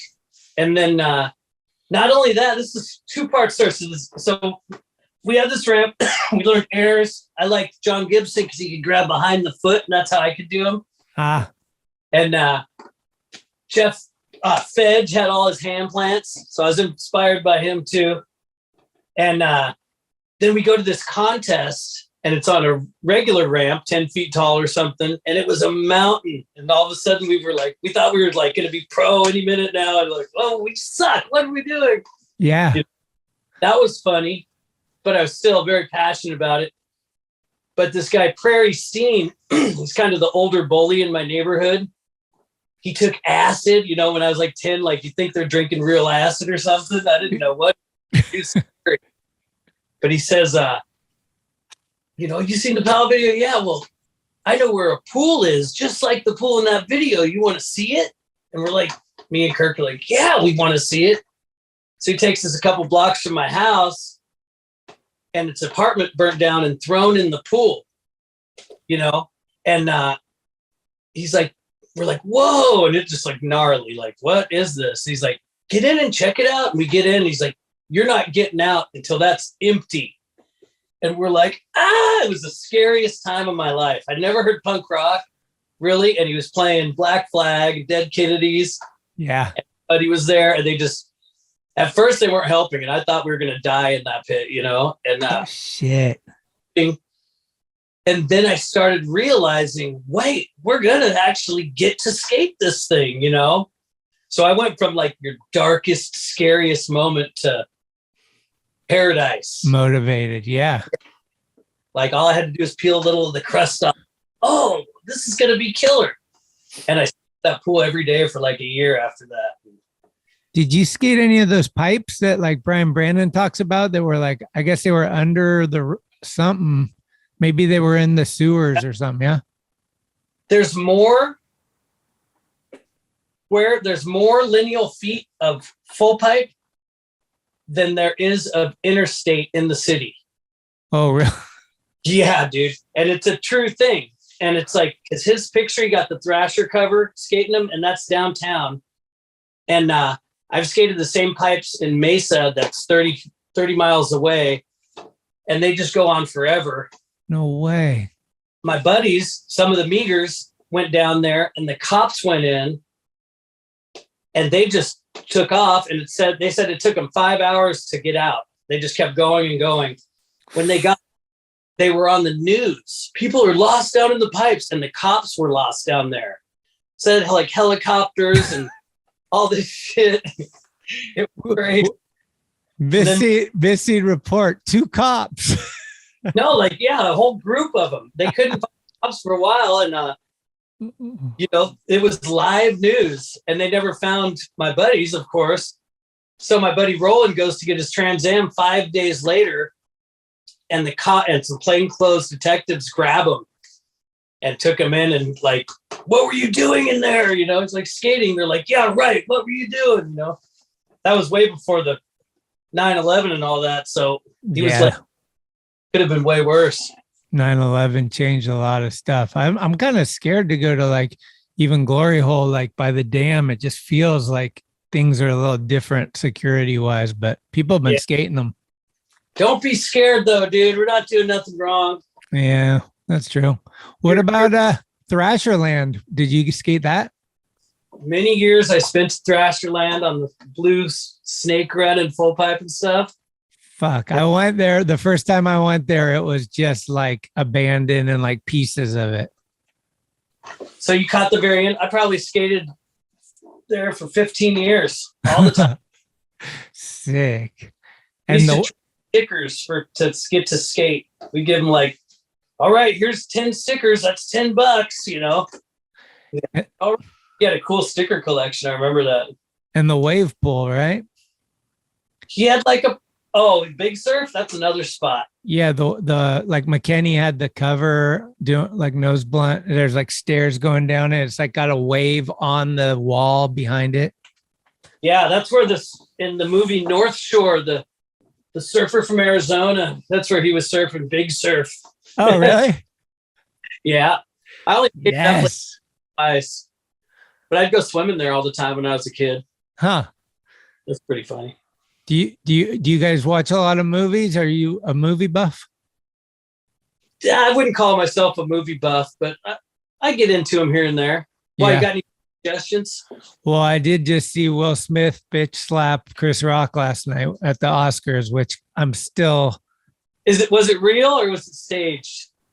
Here's the thing. It might have been staged, but I'm claiming it was real. And the reason I'm claiming it was real is because if it was staged, why the hell would you stage that? It's such a bad look, like for so many people. Yeah. It's not a good promotion by any means. It's like a dude that looks like his wife cheated on him and then aired their laundry, and then he went full Kanye West. Like he's just kind of crazy a little bit, maybe dealing with some issues that we can't even judge. Like we don't know what's going on, but like the fact that you just got up out of your chair and like went up on stage and like smacked them, it looks like he open-handed. Chris Rock took it like a champ, which I think is why people think maybe it was fake because he didn't go down or nothing. Did he say anything afterwards? He just he was a full pro. He was just like, oh shit, I just got the shit slapped out of me by Will Smith. That was the best TV moment in TV history or something like that. And he just went right into a thing. Like, next up, the documentary winner. Like, but it was kind of crazy. The reason I think people probably thought it was fixed too is where was security? Why did this dude get to win an award and then go up and give a speech after assaulting someone on national TV? Like, I don't know. They all have to be so egotistical, they're like their whole life, me, look at me. Well, it's Holly weird getting weirder, but like some comedian made a good point, which was now you just opened up the door for like anybody to go up and attack a comedian. Like comedians are going to be like timid to be on stage. Like who's going to be the next Will Smith, Right. Well, it's just the world has gone, as John Gibson told me, the world has gone upside down, batshit crazy. I think he's right. Dude. There's some shifts. I think there's, I'm not like, I don't claim to know. I'm not religious. I wouldn't say spiritual, but I'm just like, there's stuff going around us all the time that we have no idea. Right. Here, I hope I don't lose you. Okay. And it's like, with all our homies dying, that's just a perfect example. And the way things are with COVID and the terrorism and all this. And yeah. How do you go from a pandemic right into a war? Like, it's just like, what? And then like, what's next?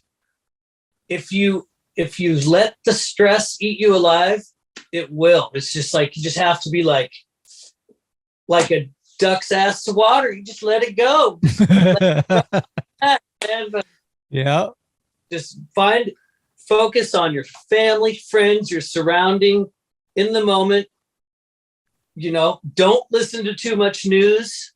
That stuff's it's real and it's important. It's the industrial age crumbling is what's happening, Yeah. But the way to make it through, in my opinion, is just stay in the moment and stay the course, like you gotta like know what you want to do and just keep doing it. And like I always tell like the younger kids, like, how did you get your job? I was like, well, basically it was the luckiest thing that ever happened to me, and I just held on to it. Like I'm not the prototypical way to do this, but what I say to people is learn what you want to do early. What do you love, and just keep going for that, and you can do it. Like if you know what you want to do and are driven, you can do it. That's the best advice you could ever give. Yeah. You just find what you like and do it. I have had most of us through skating, who stuck with it and made some sort of a career somehow with it. The amount of miles we've clocked and the things we've seen, it's just from following what you like. You could do it with painting. You could do it with like serving people, like helping people, whatever, anything. Yeah. You'll get your fullest life experience by just doing what you like. Sticking with it. Stay the course. Keep those wheels rolling. 110%. Another shout out to Zach, who played drums on the first Skate Rock tour with Grindline. I think they call him Zachama, huh? My dog, yep. I love Zach. I probably haven't seen him since that trip, but we had a fucking blast. I haven't seen him for a minute either, but he's doing good. He's in Zachama's. On, and he's always a good vibe guy. Hell yeah. Super solid dude. That was a fun trip, man. We went from Vegas to Seattle, and we did Vegas and Reno within 3 days. We did both those towns in 3 days. I mean, the wheels were off before we started. We were like, the first night there was a car crash that went into the hotel room next to Jake, where Jake was sleeping. So I don't know if you've seen that classic photo where Jake's in his grungies at the door and the car's just in the fucking wall. What that was. That was the first night. And it set the stage, because every Skate Rock trip after that was like some insanity would happen. Like these guys in Africa almost died, like crashing the van through a house, like, like everything. There was always like hijinks, and it was always like Jake, and that's something I don't know if Hubbard told you a lot of details about this, but I'm sure you guys have drank beers and talked about flipping the car. Yeah, no, I picked him up from the airport on his way back. Jake used to always, I've done 10 times and I'm still alive. Like, that's all the time too. That's why the world's turned upside down. Like it says, man, these guys did it over and over, and then just stopped for some reason. So was Hubbard shook from that when you picked him up from the airport? You said Hubbard never. He doesn't get shook very easy, but that's gotta shake you, right? That time was one time he was definitely shook. He said that they were wearing priest outfits. Yep. And Boozemits was in the back or something. Yeah, Jake will never. Well, he will now because he's gone, but he would never let Dennis. He's like, what's the first thing Dennis says after we crash the car? You broke my headphones. Jake's like, yeah. Dude. Yeah, right before I was getting pretty close to Jake because he was coming up and visiting the Hubbard family a bunch at the end there. Right. We had this cool plan to try and we were going to destroy capitalism. Oh.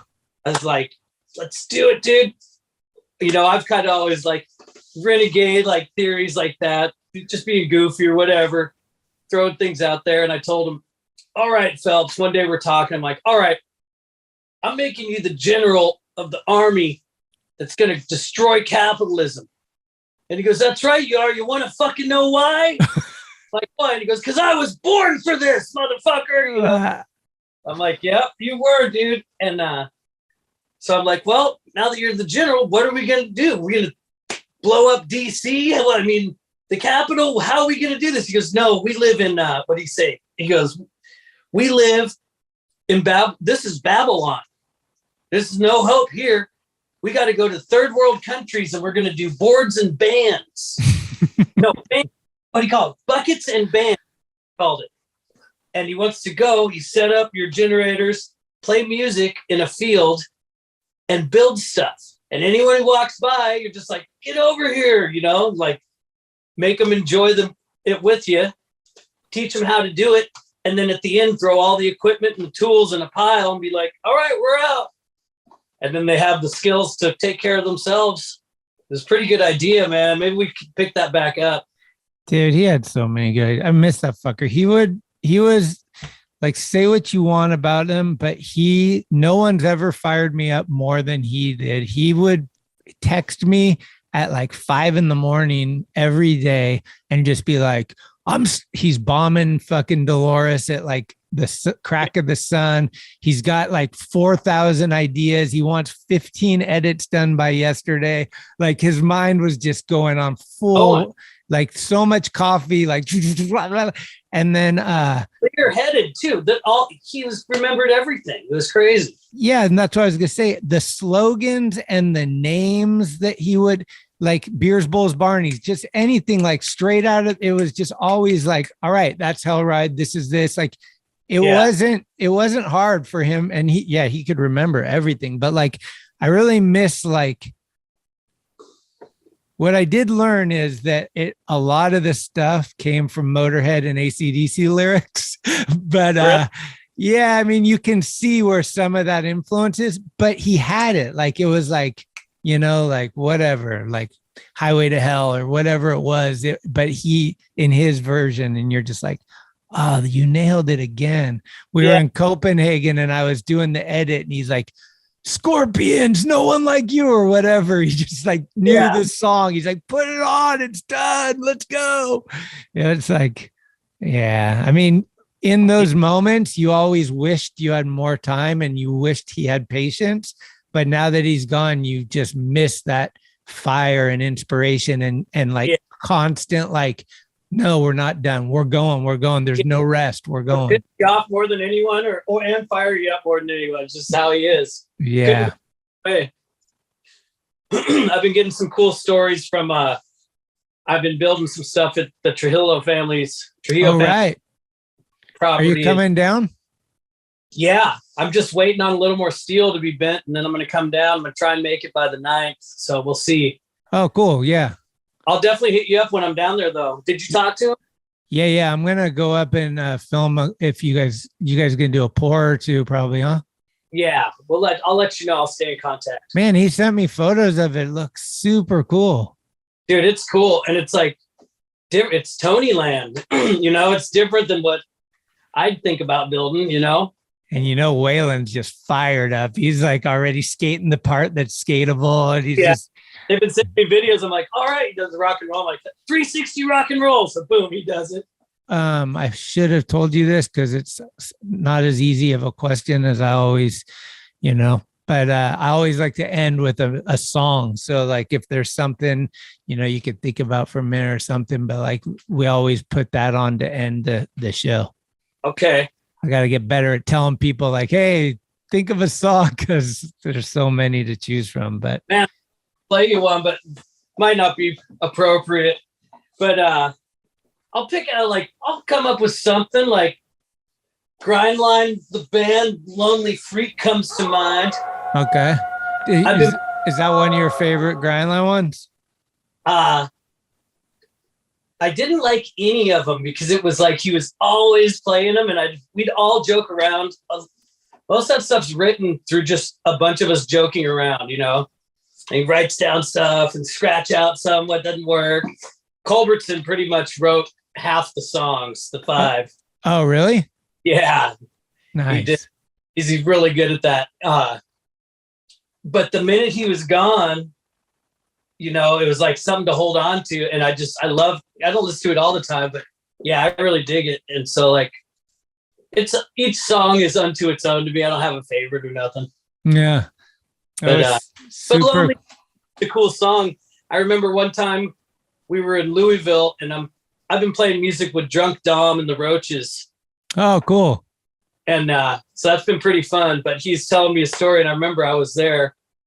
That we were wasted at this party at this ramp. We were skating, and Dom's like, "We should jam." And Monk's like, "No problem," and just threw open the cauldron, and there's all, you know, he's ready to go. And he's like, "What the fuck? Like, you just set up a whole stage in like 2 minutes?" It's like, all right. And he goes, "Let's play Lonely Freak." And like Hubbard tried to play it. He's he's like, "That's a hard one to play, man. Let's play Broken Bottles," you know. So I always think of Lonely Freak these days. It's a good one. Hell yeah. Yeah. When we went on the tour, on that Skate Rock tour, the first one by Ashland, or maybe even sooner probably, but the songs are just so like the whole crew was singing them. Like they knew every word, like by like the third or fourth show, you're just like, Broken Bottles. Yeah. Okay. I got one more Monk story. After he passed, you know, I was in Texas. And I was supposed to go home for the weekend to visit my kids. And that morning was a Friday. And that morning I got the news. And it was like, you know, beyond devastating. We talked about all that. But so we ended up hanging out. I stayed one more day and just raged with the crew. We set a fire in the yard. And I think that burned for 3 or 4 days or something like that. They kept it going. I went home and just dealt with everything I had to deal with. You know, like it seemed like I talked to or saw 50 people a day. Like, it's going to be okay. Hugs. And just like, it was gnarly.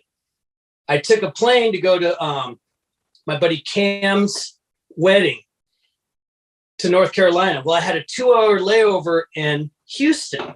So I get off the plane. I call my crew who I had told 2 weeks earlier about Monk, and they're like, fuck. They go, "We'll pick you up." They pick me up at the airport, drive me to this bar that's just this full dive bar right off the airport. And we go in there. We're pretty much the only ones there. And the girls who work there are all wild, but they're, you know, we're like getting drunk, telling stories, just pounding beers real quick.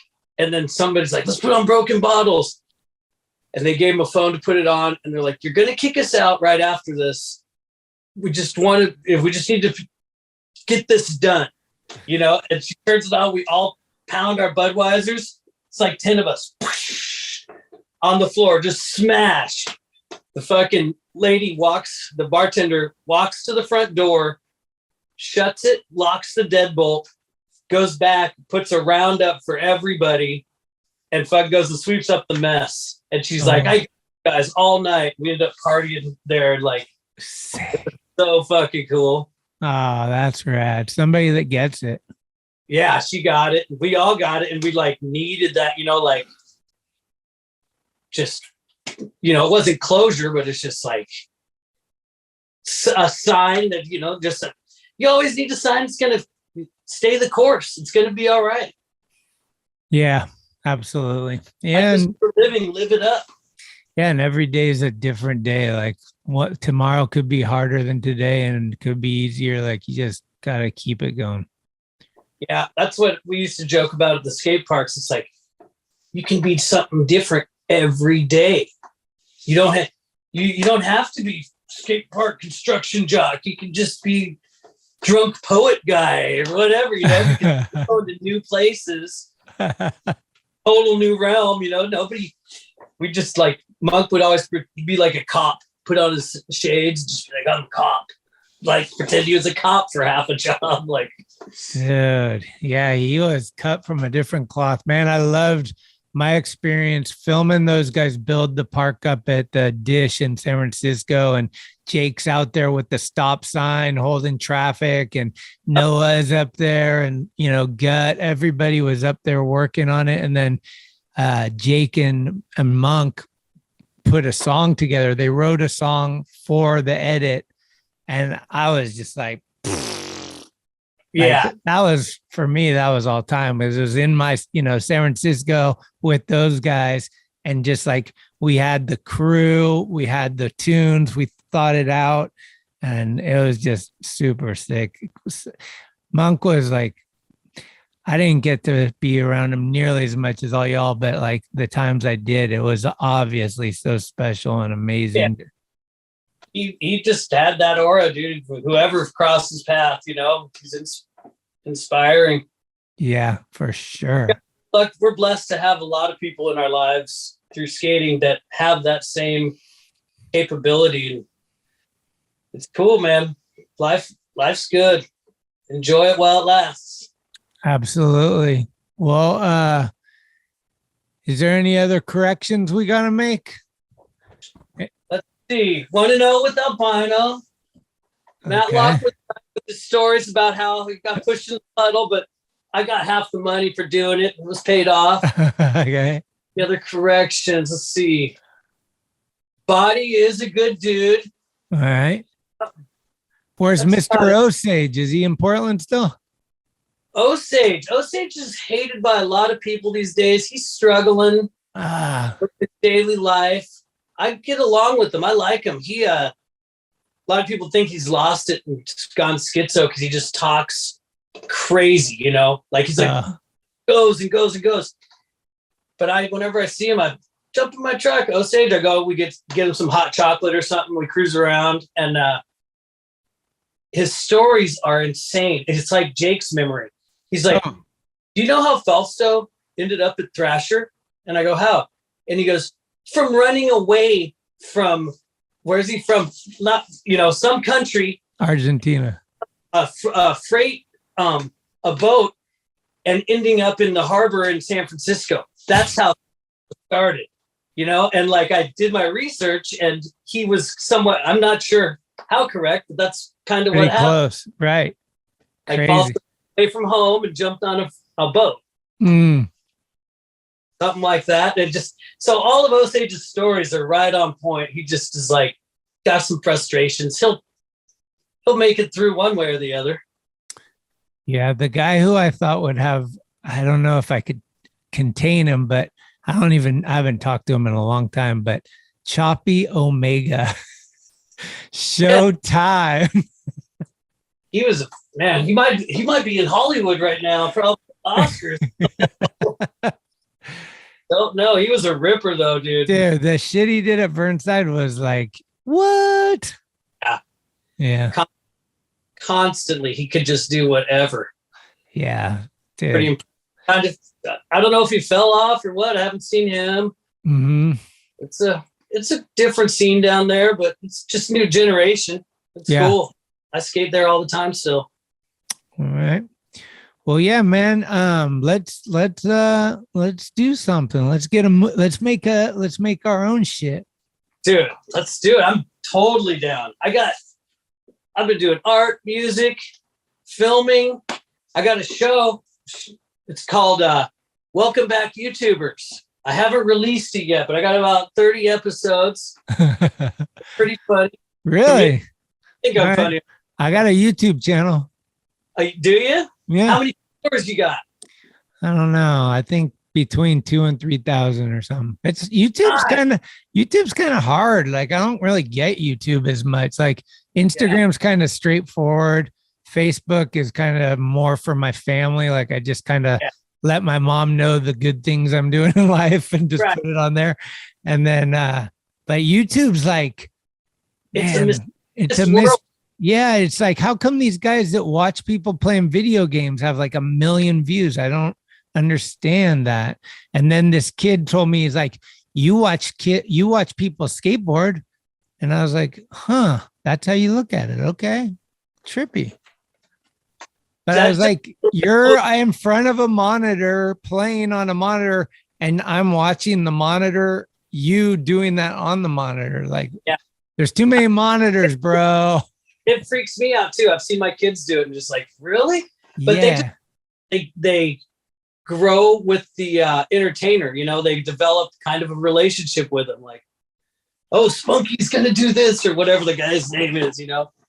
But yeah, let's either try to do a major takeover. Maybe we could play, we'll play some metaverse video games. We'll just pretend we're playing video games and talk and shit. See if we get people follow us on that maybe or something.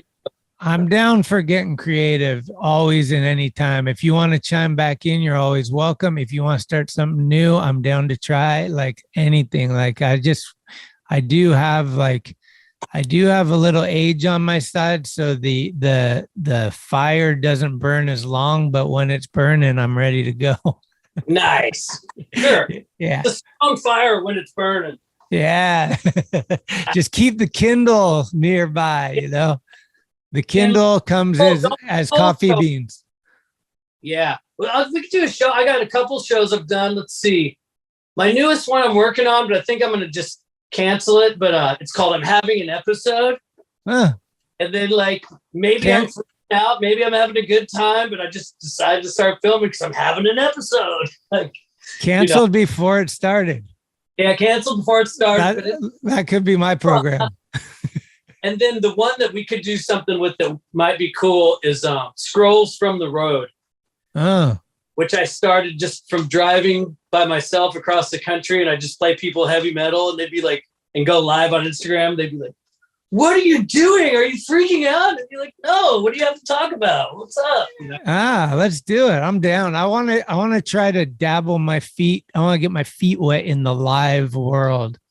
Like, all right. I've done Instagram live where it's pointed at the ground and I play like some songs. That's like as close to it as I'm like freaked out by it, but let's do it. Let's collaborate and try something. My favorite I've done live is in Lake Elsinore. Our house was on a main street, and they had a drunk. Phone's dying. They had a drunk checkpoint. You there? Yeah, there you are. Drunk checkpoint right in front of our house. So we played a show for everybody the whole night, and we had a song that would go, "We're here to entertain you while they go through your car." Da, da, da. Yes. If you're not gonna get far. Whatever it was, I can't remember the lyrics, but it was hilarious. You could have played drunk, too drunk. Wait, what? Yeah, no. Drunk fuck. You can do that. Yeah, drink, don't think, drive, kill, destroy. Black flag cover. Yeah, black cover for sure. Who's the best punk band of all time for you? I'm gonna have to say the Terribles. That's my band. We're really bad. Okay. We're terrible, actually. But if I was to say an influence of another band, I just like to do things myself. We don't sound great. I hope none of you out there have to ever hear us. It's horrible, but I like to do it, so I enjoy that. But we got, Gigi Allen's pretty big time. There's no way. It's like skating. It's too hard to judge one great band. What about Bad Brains versus Black Flag? You can't. Black Flag, amazing. Also, just like what has become, that's horrible.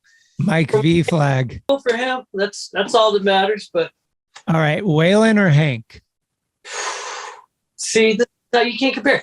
Waylon, I'd way rather listen to Waylon. Yeah, me too. Hank's inspiration on the whole music, and what? Hank 2, Hank 3. I tried to get Hank 3 on the show. I was like, come on, man. Would do it? Yeah. All right. Screw Hank 3 then. Try to get on the show. Huh? Get Hank too. I'm down for anybody. Just All right. Best punk band in the world, NWA. ooh. Yeah, if we're really going to talk about that discussion, that's who I'd say. It's more punk than anybody. I would say, yeah, that's pretty good. For me, it was always Public Enemy and NWA in those early 80s. I do have a Will Smith story, actually. Speaking of the 80s rap, it's 1988. Your boy is at a rap concert in Oakland in 1988 with Run DMC, Public Enemy, and Jazzy Jeff and the Fresh Prince. Jazzy Jeff and the Fresh Prince come out and open the show. Some dude throws a bomb on stage and they run off the stage. And then the rest of the show, they're out. They're like, we're over it. And then the rest of the show, I had to see Public Enemy and Run DMC with the lights on because of that. But like, I'll never forget. Like, people were like, "You guys suck!" Wow, dude. That's fucking hilarious. Yeah, that's my Will Smith in Oakland. They were so bad. Well, and then he got into acting. Now he's just into crazy. We didn't even talk about Genco, man. I want to get my Genco sponsor back. Oh yeah. What's up with that? Oh, well, that was this big takeover of corporate America from the inside. I got sponsored by them. I didn't want to be. It's like, I'm not interested. They paid me $500 for an ad. They go, "Come on, let's do this." And I got to put together a team of like 15 heathens. I had like Sage and Neil Headings. Ooh. Donnie Dietrich. Who else was on there? Jimmy Moore. We just created the sick ass crew and traveled all around, gave Burnside money, gave Skatopia some money. And then we did the Christmas party. They put a ramp up and Run DMC played and we skated at the Christmas party at, where was that? The Hard Rock in Las Vegas. Really? It was sick. Run DMC played. Yeah, they played. That's skated. It was dope. Fuck yeah. Is Jimmy doing all right? Is he in jail or what's Jimmy up to? Safe place. Yeah. I think he's safe in there. I don't know. I haven't talked to him in a little while, but he'll be getting out sometime. He's on his path. Damn, what do they call those? Life hammers. Run DMC playing your Christmas party. Yeah, that's when you said that. That's what reminded me about the whole gin.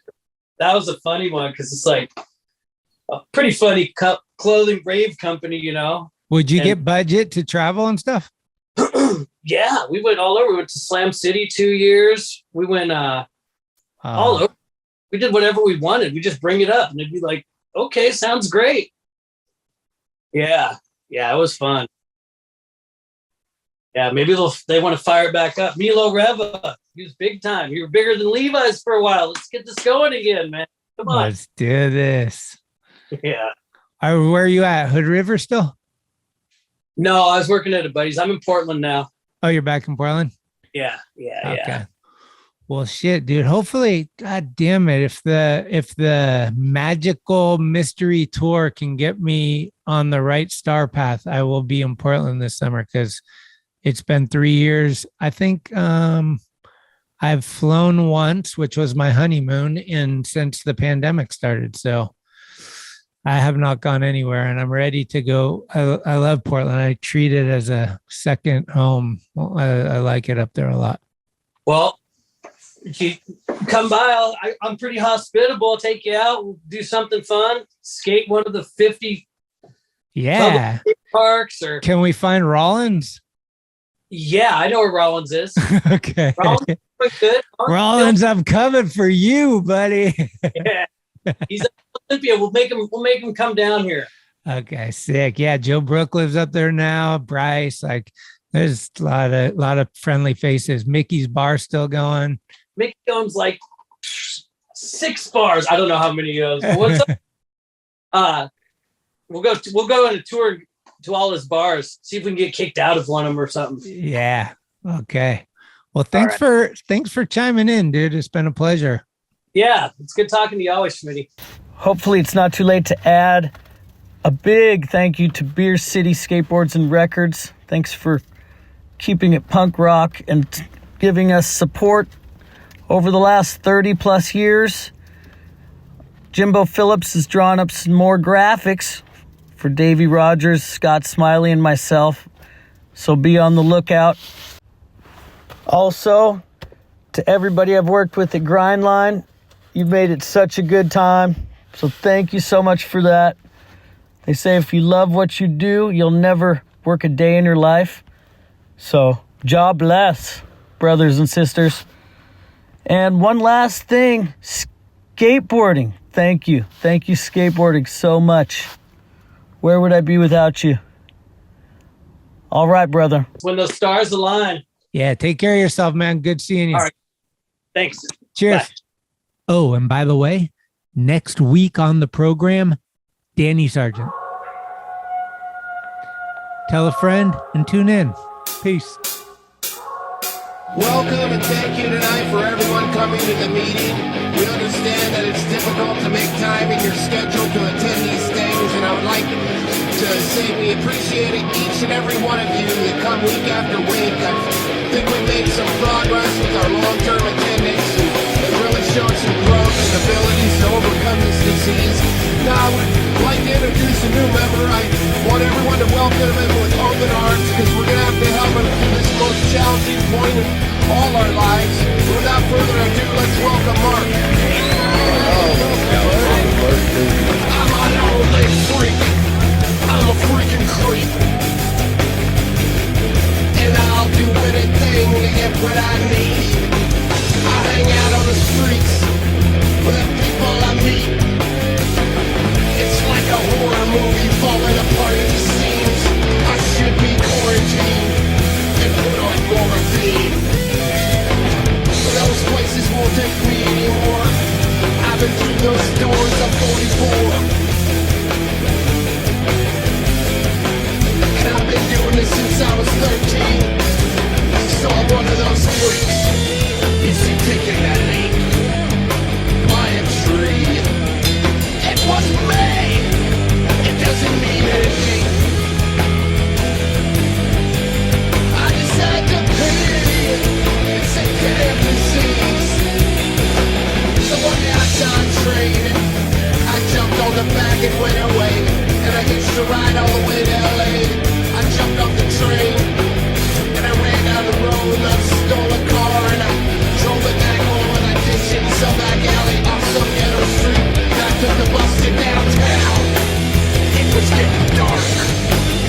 The sky was brown. And the bus was green. You should have seen the people on the streets. They were freaks. They were just like me.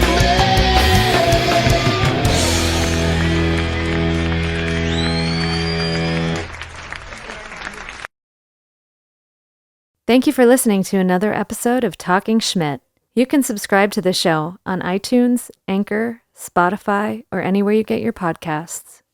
When you subscribe, you'll get notifications every Tuesday of new episodes the minute they become available. Also, please leave reviews and a 5-star rating. It's the best way to help the show grow. All of the episodes will always remain free, but if you would like to help support the show, you can do so at TalkinSchmit.com, where you can pick up some merchandise like t-shirts, beanies, hats, and stickers. The website has an entire archive of all of the episodes, with extra photos and videos. Email us with any suggestions, comments, or ways that the show may have improved your life at talkinschmit@gmail.com. All interviews are conducted, edited, and produced by Schmitty. The intro music is Mary's Cross by the band Nature.